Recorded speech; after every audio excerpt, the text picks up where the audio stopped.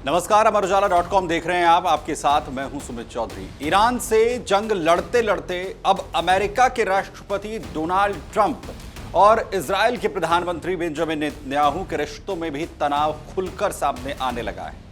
60 दिन के cease fire के बाद ईरान और इजरायल ने एक दूसरे पर फिर से हमले शुरू कर दिए। इस घटनाक्रम के बाद ट्रंप बेहद नाराज बताए जा रहे हैं। खबरों के मुताबिक उन्होंने नेतन्याहू को साफ शब्दों में यह चेतावनी दे दी कि अगर इजरायल लगातार ईरान पर हमले करता रहा तो अमेरिका उसका साथ नहीं देगा और उसे यह लड़ाई अकेले लड़नी पड़ेगी। दरअसल मिडल ईस्ट में बढ़ते तनाव के बीच यह घटनाक्रम इसलिए भी खास माना जा रहा है क्योंकि अब तक अमेरिका को इजरायल का सबसे बड़ा सहयोगी माना जाता रहा है।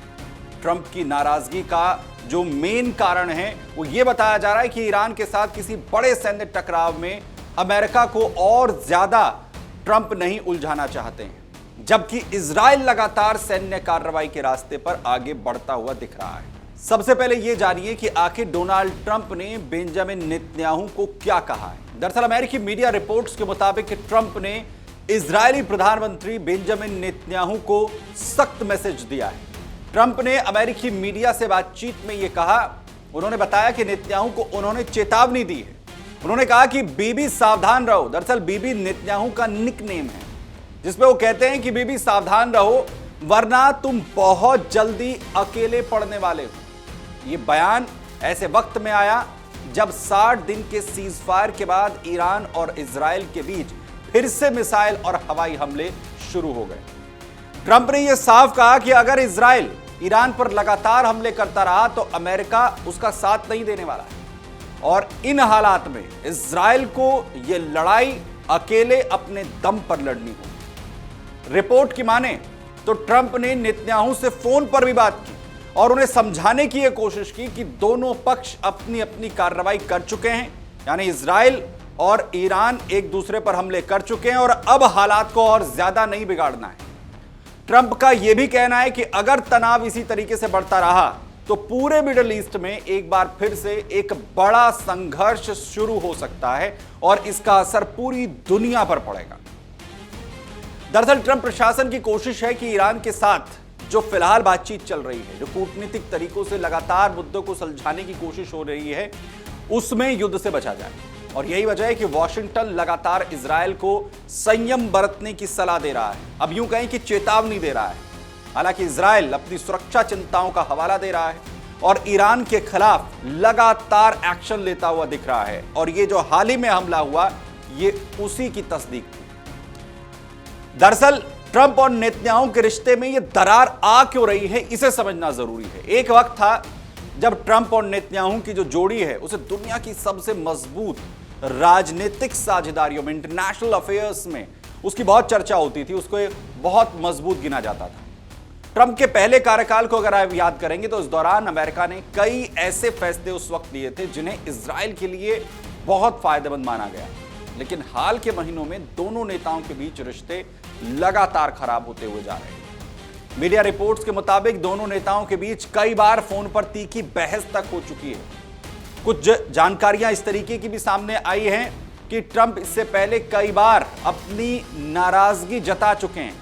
इस दौरान ट्रंप ने बेहद नाराजगी जताते हुए नेतन्याहू से यह तक कह दिया था कि आखिर वो क्या करना चाहते हैं और वो नेतन्याहू पर खूब झल्लाए थे, खूब चिल्लाए भी थे। ये नाराजगी उस वक्त सामने आई थी जब हाल ही में इजरायल और लेबनान ईरान पर सैन्य कार्रवाई कर रहा था। बताया जाता है कि ट्रंप को चिंता है कि इजरायल की यह आक्रामक रणनीति अमेरिका के लिए भी मुश्किलें खड़ी कर देगी और उसकी कूटनीतिक योजनाओं को भी नुकसान पहुंचा सकती है।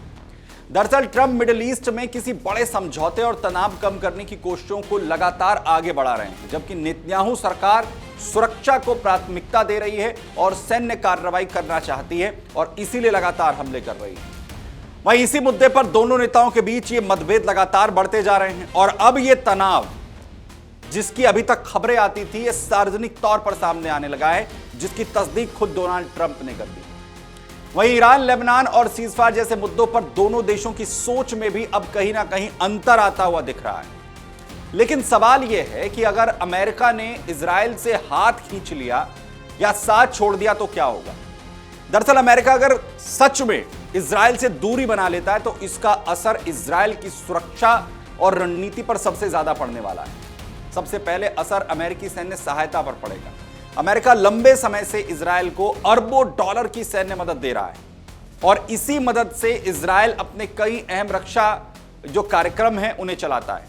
आयरन डोम, डेविड स्लिंग और एरो जैसे जो मिसाइल डिफेंस सिस्टम हैं, इजराइल की सुरक्षा का ये सबसे इंपॉर्टेंट पार्ट है। अमेरिकी समर्थन कम होने पर ये इन पूरे कार्यक्रमों पर रोक लग जाएगी, इन्हें इजराइल आगे नहीं बढ़ा पाएगा। इसके अलावा इजराइल को अमेरिका से भी लगातार जो खुफिया जानकारियां हैं, रियल टाइम इंटेलिजेंस है, वो भी मिलता है। ईरान, हिजबुल्लाह और हुती जैसे समूहों से एक साथ कई मोर्चों पर मुकाबला करने के दौरान ये सारी जानकारियां सबसे अहम होती हैं और अगर ये सहयोग कम हो गया तो इजराइल की सुरक्षा एजेंसियों पर बहुत ज्यादा दबाव बढ़ जाएगा। अमेरिकी हथियारों और गोला बारूद की सप्लाई भी इजराइल की सैन्य ताकत का अहम हिस्सा है।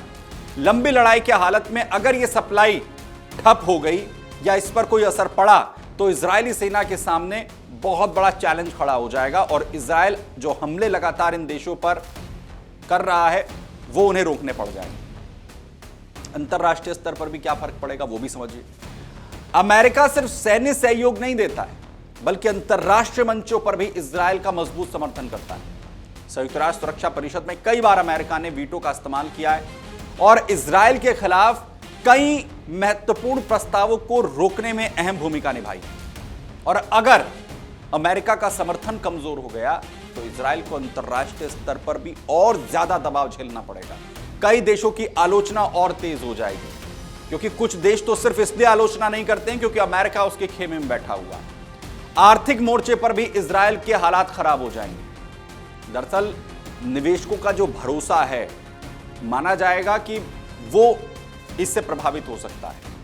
मिडिल ईस्ट में चल रही अस्थिरता पहले ही बाजारों पर असर डाल रही है और ऐसे में अगर अमेरिका और इजराइल के रिश्तों पर दूरी बढ़ गई तो आर्थिक अनिश्चितता भी इजराइल के लिए मुश्किलें पैदा कर देगी, ये तय मानिए।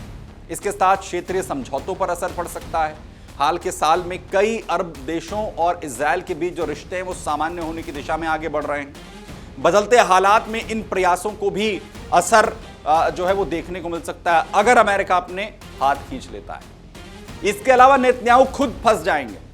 अगर अमेरिका का समर्थन कमजोर होता है तो इसका असर इजराइल की घरेलू राजनीति पर भी पड़ सकता है। विपक्ष पहले से ही सरकार की कई नीतियों पर सवाल उठा रहा है, इजराइल में नेतन्याहू पर सवाल उठा रहा है।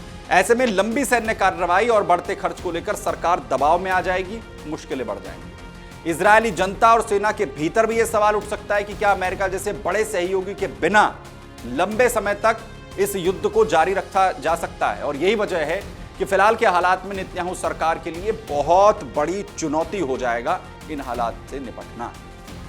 फिलहाल हालात समझ लीजिए, मौजूदा समय में ईरान और इजराइल के बीच तनाव लगातार बना हुआ है। 60 दिन का सीज फायर टूटा, दोनों पक्षों ने एक दूसरे पर हमले किए, एक दूसरे के सैन्य ठिकानों को निशाना यहां पर बनाया गया। इजराइल की ओर से ईरानी जो परमाणु और मिसाइल ठिकाने हैं उन पर कार्रवाई की बात की जा रही है, जबकि ईरान भी लगातार बड़े हमले, जवाबी कार्रवाई कर रहा है।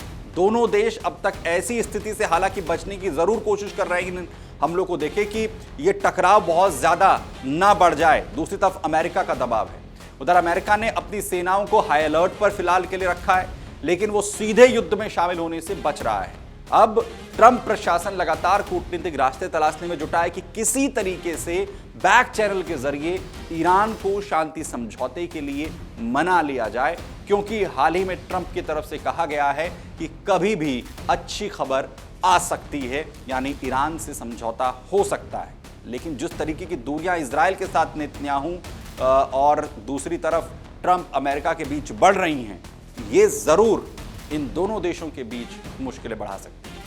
अगर आप ये वीडियो YouTube पर देख रहे हैं तो हमारे चैनल को सब्सक्राइब कर बेल आइकन दबाएं और Facebook पर देख रहे हैं तो हमारे पेज को लाइक करें।